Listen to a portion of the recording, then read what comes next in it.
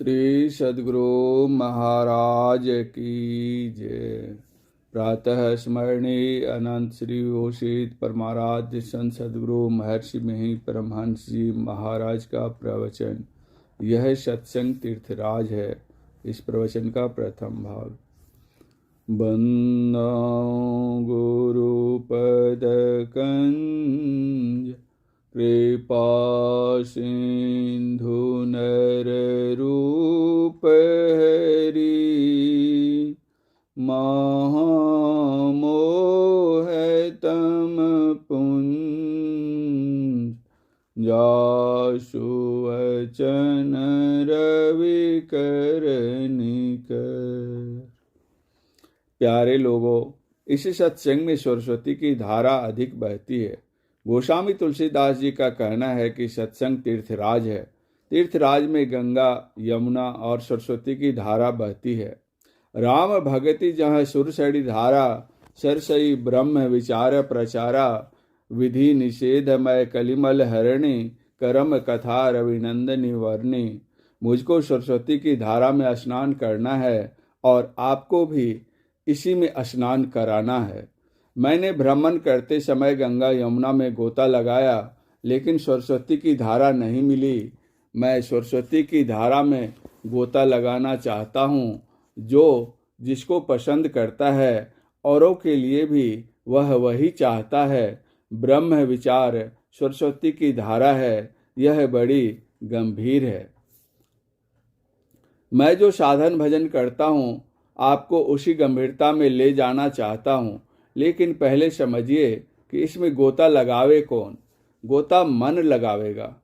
शरीर जहाँ का तहाँ बैठा रहेगा, वह धारा बहती है। मन किसके सहारे गोता लगाता है? मन बाह्य इंद्रियों के सहारे गोता लगाता है। मेरे कहने का विषय ऐसा है कि वह कथा कहानी नहीं है, ज्ञानमयी बात है।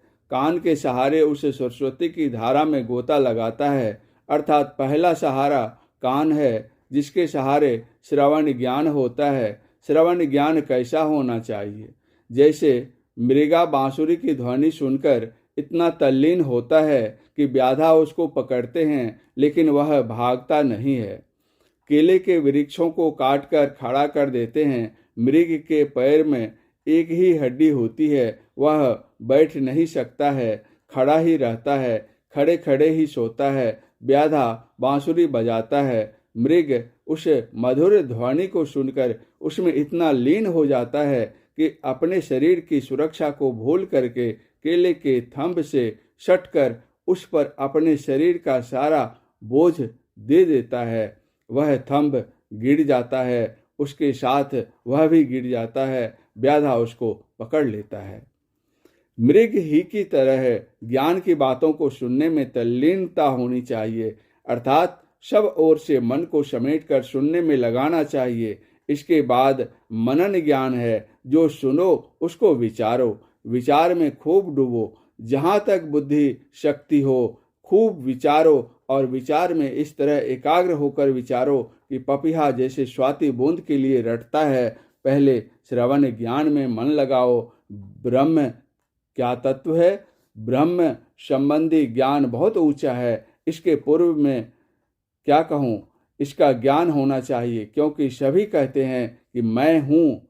वह अपने तय क्या है, इसको सोचे। भगवान श्री कृष्ण ने कहा था, यह शरीर रूपी क्षेत्र 5 स्थूल तत्व पृथ्वी, जल, अग्नि, वायु और आकाश, 5 सूक्ष्म तत्व रूप, रस, गंध, स्पर्श और शब्द, 5 ज्ञानेन्द्रियां, 5 कर्मेंद्रियां, मन, बुद्धि, अहंकार, प्रकृति, संघात, चेतना, धृति, इच्छा, द्वेष, सुख, दुख, यह आप नहीं हैं। इन 31 के समुदाय को क्षेत्र कहते हैं। इनसे पृथक पदार्थ इस शरीर में है, वह आप हैं, जिसको क्षेत्रज्ञ व अध्यात्म भी कहना चाहिए। उपर्युक्त 31 तत्वों के संग में पढ़कर आप अपने को सुखी दुखी मानते हैं। इनमें से 27 तत्वों से भिन्न होकर रहें तो इच्छा, द्वेष, सुख, दुख आपके लिए कोई वस्तु नहीं रहेगी। तब अपने से अपने को पहचानेंगे। अनेक जन्मों से मैं हूं कहते चले आ रहे हैं, लेकिन अपने तय को पहचाना नहीं है। अपने को केवल विचार में ही नहीं, प्रत्यक्ष में पहचानिए। जैसे शरीर को पहचानते हैं, ऐसा ख्याल न करें कि वहाँ देखने के लिए इसी तरह की आँख है। जैसे कोई आँख से सबको देखते हैं, आँख को देखने के लिए आईने का साधन लेकर आँख से ही आँख देख सकते हैं। इसी तरह ईश्वर भजन का साधन लें तो उस साधन को करते करते उस 31 तत्वों से अलग हो जाएंगे और तब समझेंगे कि सूरत अर्थात चेतन आत्मा सत्य है। संत तुलसी साहब हाथरस ने कहा है, सत सुरति समझी सिहार साधो, निरखी नित नयनन रहो, धुनि धधक धीर गंभीर मुरली, मरम मन मारग गहो। आप जड़ नहीं, चेतन आत्मा है। यह मिटने वाली नहीं है, मिटने वाला शरीर है। इसकी खोज बाहर बाहर होने योग्य नहीं है, यह खोज अपने शरीर के अंदर होनी चाहिए। इस खोज को करते करते 31 तत्वों से अलग होकर अपने को ऐसे पहचानेंगे जैसे शरीर को पहचानते हैं। लेकिन यह बिना ईश्वर भजन के नहीं होगा। ईश्वर भजन की बातें बहुत हैं, लेकिन मैं उतना ही कहूँगा जिससे काम चले। आप पंच विषयों को पंच ज्ञानेंद्रियों से जानते हैं, केवल आँख से पंच विषयों को नहीं जानते, केवल कान से पंच विषयों को नहीं जानते। आँख के लिए केवल रूप और कान के लिए केवल शब्द है। कोई कहे कि आँख से हम सुन भी लें, हो नहीं सकता। इन बातों की जानकारी के बाद कोई पूछे कि रूप क्या है, तो आप कह दीजिए कि आँख से जो ग्रहण हो वह रूप है। शब्द क्या है? जो कान से ग्रहण हो। इसी प्रकार पंच विषयों को जानिए। अपने को किससे ग्रहण करो? अपने तय को अपने से ग्रहण करो। मुझको यह कहना है, अमुक की शादी अमुक से और अमुक की लड़ाई अमुक से। मैं यह कहने नहीं बैठा हूँ। ईश्वर क्या है? तुलसीदास जी ने बहुत अच्छा लिखा है। लक्ष्मण जी पूछते हैं कि माया किसको कहते हैं, बंध किसको कहते हैं? माया के लिए श्री राम ने उत्तर दिया, गो गोचर जह लगी मन जाई, सो शव माया जानहु भाई। इंद्रियों से माया का ग्रहण नहीं होगा, मन से बुद्धि से ईश्वर का ग्रहण नहीं होगा। विचार भले ही कर लें, पहचान नहीं होगी। इसीलिए राम स्वरूप तुम्हार, राम नर रूप तुम्हार नहीं। आपको जनाया गया कि आप स्वयं मन इंद्रियों के पड़े हैं।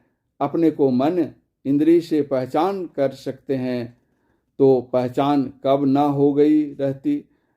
अपने से जिसकी पहचान हो वह ईश्वर है। कोई पूछे कि मन इंद्रियों में निजी ज्ञान है, मैं कहूँगा मन इंद्रिय का ज्ञान आपका ज्ञान है। उनको अपना ज्ञान कुछ नहीं है। मेरे ही ज्ञान से मन में बुद्धि में ज्ञान है। कोई कहे कि जब हमारा ज्ञान ही इंद्रियों में है तो हम उससे ईश्वर को क्यों न जानेंगे? तो देखिए, एक लालटेन है जिसके पांचों पहलों में 5 रंग के शीशे लगे हुए हैं और बीच में मोमबत्ती जल रही है।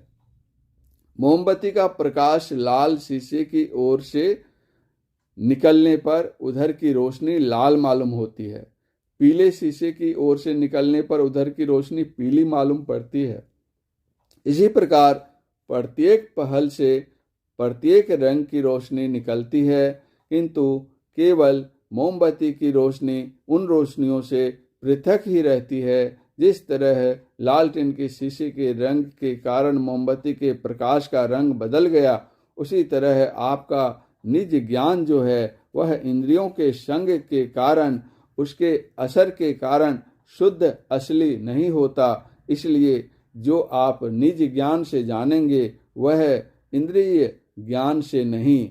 निज ज्ञान में ही ईश्वर को पहचान सकते हैं और अपने को भी। जो ईश्वर तत्व है वही तत्व मैं हूँ। मैं और वह एक ही है, केवल आवरण भेद है। अर्थात परम प्रभु परमात्मा आवरण रहित और जीवात्मा आवरण सहित है, जो चेतन आत्मा से पहचान में आवे वह ईश्वर है। इस प्रवचन का शेष भाग अगले प्रवचन पाठ में। परम पूज्य गुरुदेव का यह प्रवचन भागलपुर जिला अंतर्गत महर्षि मही आश्रम कुप्पा घाट के निकट गंगा तट पर 58वां वार्षिक महाधिवेशन के अवसर पर दिनांक 11/4/1966 ईस्वी को अपराह्नकालीन सत्संग में हुआ था। श्री सद्गुरु महाराज की जय।